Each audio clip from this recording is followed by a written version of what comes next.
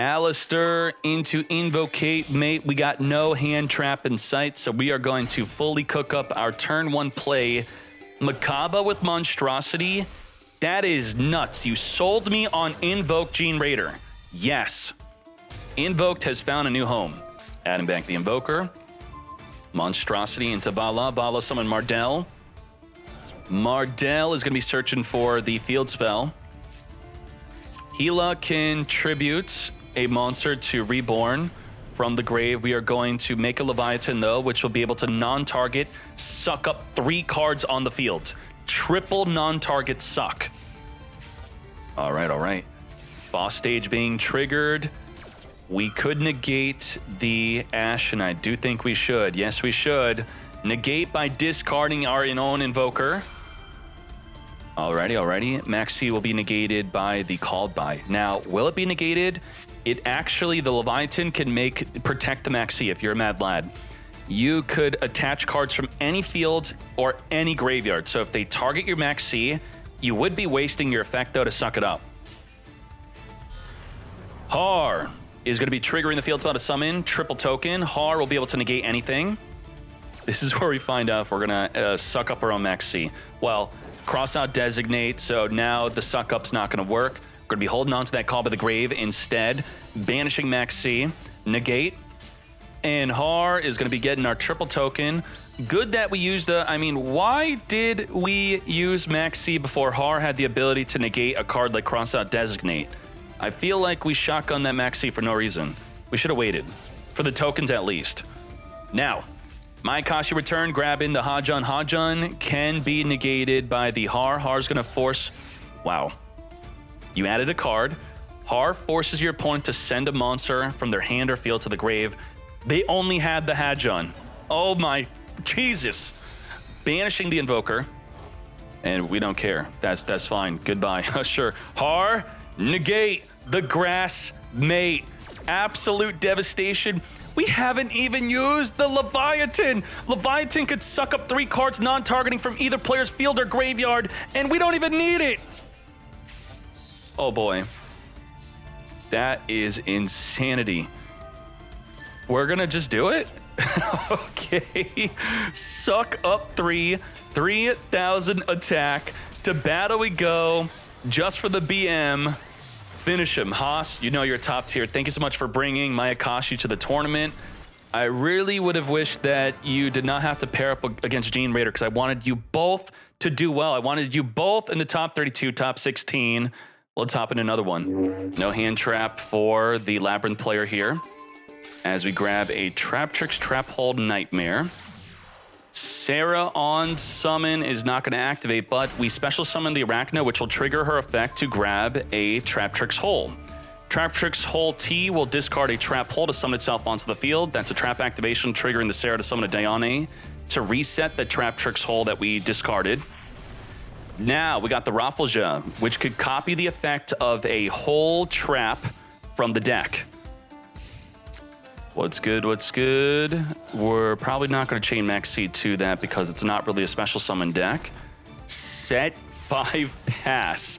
And we have the Lord of Heavenly Prison protecting our back row from being destroyed by a Traptrix Murmillo. Murmillo would be popping the back row, not with the Lord protecting the back row destruction. Now, Goes and Match will lock us into a singular attribute. We're all Earth, so that's not a problem. Solemn Strike, negate a monster. Compulse, spin a monster back. But the problem is... Sarah's unaffected by traps. Rafflesia is unaffected by traps. So what are you going to do when they're all unaffected by traps? You also have the Overroot, send a card in the field to the graveyard to then set a card from the grave. Mostly unaffected by traps. What? 300 attack. Yeah, that Goes Match doesn't do anything, but we're going to be triggering the effect of the Lord of Heavenly Prison to come forth and summon Maxi. Ooh, that's going to be a draw 2. That's why we're going to Solemn Strike it. 1,500 life. Get out of here. Negate. So to beat the Rafflesia and the Sarah, you just simply have to be bigger. And that is exactly what we're going to do. But that's why Traptrix were given a new boss monster, Adipus. Are we going to be Adipussin in main phase 2 while we're immune to cards like the Overroot and the Compulse? Mermelio now popping back row because you no longer have the Lord of Heavenly Prison protecting your back row cards from destruction. Compulse, Lord back to the hand, triggering the Lovely to pop a card in the field or in the hand. All right, we're going to be using the Traptrix Hold Nightmare to negate and destroy. Gotcha. Now, it's worth noting, you actually don't tell your opponent what you're doing until resolution. They ask, they're cheating. Get smacking for 1,600. MP2 gets Shokanen into the Pingu. Pingu is going to be searching the deck for Traptrix. We still have our normal summon. Diane on normal summon will special summon a monster from the grave. We got Sarah grabbing a Traptrix Whole T. Diane Reborn, the Mermello to pop another card in the back row. Traptrix versus Labyrinth. This is so much advantage. Alumeris, Detached 2, Reborn a monster from the graveyard. Also, she's quite huge. Recycling the Mermelio. Mermelio's popped, what, 3 cards this turn? That is insanity. Kularia is now here. We setting it up. Kularia during the end phase is going to Reborn a Traptrix, setting the Traptrix Hold Nightmare. Look at this insane card advantage. Continually recycling Mermelio, popping out all the back row. We did not have the protection of Lord of Heavenly Prison anymore. Sarah activating both of her +1 effects, so it's a +2 every single turn. Let's go. Oh boy, what can we even get? We need like, a big question would be evenly matched versus cards that are unaffected from traps, right? The Sarah, Kularia, Pingu, and the Rafflesia, unaffected from traps. But the evenly matched is not what would be banishing them. Evenly matched makes the opponent banish their own Traptrix monsters. Thus, they do get affected by evenly matched. Let's get digging. All right. Come to me, big welcome Labyrinth, activating the Lord of Heavenly Prison. We're going to chain the Rafflesia to send a Gravedigger Trap Hole to negate the Lord of Heavenly Prison and burn for 2,000 damage. Damn, copying a trap from the deck. Absolute insanity. Sarah's going to be triggered off of the Rafflesia to set a Bottomless Trap Hole, not activatable the turn it was set. It just like that. Traptrix with the clap. Let's hop into another duel. Genta, search for the field spell by discarding itself. Joke's on you, I already got the field spell in my hand, and now you can't negate a card destruction, which is going to be a lot more beneficial. There you go, whipping out the gates, mate. Banishing the Genta, which will summon itself back in the field. Discarding the Rainbow to search for a Grapha. Summoning the Genta on the field, which we could return back to the hand with the Rainbow, searching for a second Gate to the Dark World. It is not a hard once per turn search. Ooh, we are going to card destruction, not drawing into any hand traps. We are going to be triggering the Danger Mothman. Both players draw 1, both players discard. Draw, discard. We got the Snow activating, searching for the Dark World Fusion spell. Returning the Genta, returning the Rainbow. We got Grapha playing our second Gates to the Dark World. We may not play a third one. Banishing the Snow, discarding the Rainbow. What the? Tearlament is in your deck. Tearlament Dark World. We are going to Fusion Shokan Dark World Accession. Come forth, and this is going to be essentially negating any spell, trap, or monster effect. It's only normal spell, normal trap. We got Rhino sending a Tearlament to Fusion Shokan into Kit Cow. Is this a Tearlament deck first or Dark World? What do we call this? It's gotta be Danger. It's gotta be Dark World Tearlament Dark World. So make sure that's correctly placed on the site if they top the tournament today. We are going to be milling a ton of cards milled. Merly mill 3, Kit Callus mill 5. Rhino is back in the field. Sharon is going to be Fusion Shokaning with the Kit Callus, making Rukow, which will negate and affect a special summon. Sprite Elf is here, making our Grapha untargetable as we reborn our Merly. Do we have another Merly in the graveyard to reborn? Otherwise, you generally only reborn the Merly during the opponent's turn. But if you have a Sulliek or a Rukalis, which could send it to the graveyard, it's okay. All right, let's go. Imperm onto the Rukow, all the way over there, not protected by the Elf. We got Vala in the graveyard, discarding Hela to reborn itself onto the field and then summon a Generator from the hand or grave. Now the Grapha is going to turn the effect into, instead, you make me discard. We're going to discard Genta, which does nothing. Essentially a negate.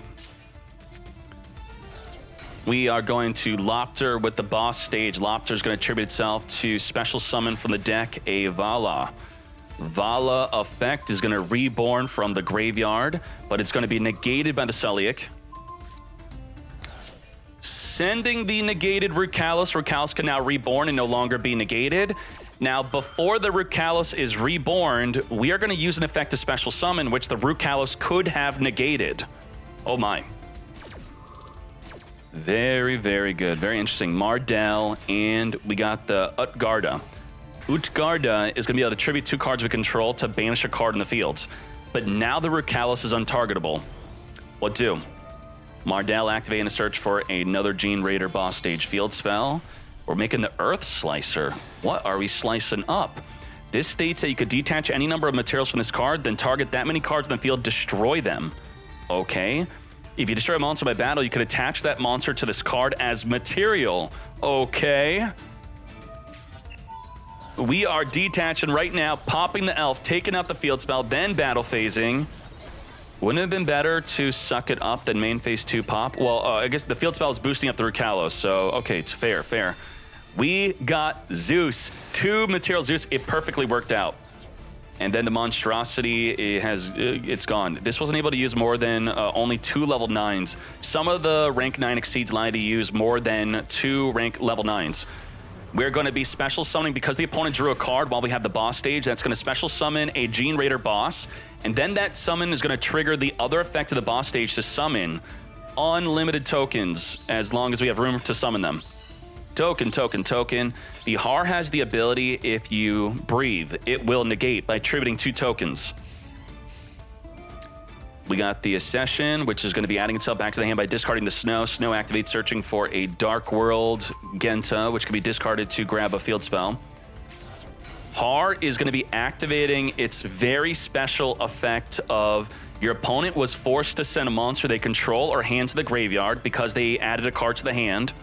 And because it was not the effect of Har, Merly was sent to the graveyard not by card effect. So Kino was probably thinking, what the heck, why did Merly not trigger? Because it was not sent by card effect. Har's effect was making you send it. Har didn't send it, you sent it. That is Yu-Gi-Oh! Rules. Get Zeus and up the field. Grapha is going to negate. Har is going to negate the negate. Mate, wipe the fields. And goodbye to our own Generaider stuff too. And then Sulliek is now going to be triggering. Also, Grapha within the battle phase still is going to reborn Grapha, and then both players have to discard a card, so goodbye to your boss stage. Uh-oh. Sulliek search. Wait, we could then send Sharon. We could trigger Sharon all within the battle phase. We are screwed. Grapha sent. Wait, you sent a Session and not Sharon. Why is that? Does this say you have to send a monster or something? Each player with a hand discards 1 card. Send Sharon, trigger. Maybe we just want a main phase 2 Sharon, special, mill 3? But what if you don't mill a Tearlament? Like we didn't. We did not mill a Tear. We had the fusion. All right, Dark's gonna steal the Har from the graveyard. Come to me. Let's go, let's go. Shokan into Sprint. Sprints and Merly, and we got our Fusion Shokan now. Let's go. Merely Fusion, returning 3 to make a Kaleido Heart. Kaleido Heart's gonna spin the Zeus back into the extra. All right, so Generaider's got nothing, right? Well, if we look in the graveyard, do they have anything in the graveyard? Vala is something in the grave. For some reason, she's a normal, not a super rare, ultra rare. From the graveyard, if we draw into a Generaider card, we could discard it to special summon Vala, then Vala could reborn a monster from the grave. So we just have to draw any Generaider card, and we're good. That's a Generaider. Vala could discard Vala, reborn the Vala, Vala activate, reborn a Generaider from the graveyard, Mardell on summon, searching for our 3rd and final boss stage. We are exceeding into Leviathan. Leviathan, whenever we want, also reducing the opponent's field by 1,000 attack and defense, can suck up 2 cards on the field or grave, non-targeting. That is insane. We have boss stage being triggered off of you drawing a card. Har is going to special summon. Is that our second Har? And that's going to trigger summoning Quadra Token. Har will be able to negate anything. Leviathan will be able to suck up 2 cards on the field or in the graveyard, which means if they send a Tearlament to the grave, they activate that Tearlament in the grave to fuse. You could suck it up plus another card in the field or another card in the grave, negating the fusion. Holy moly, Gene Raider with the win. Let's go.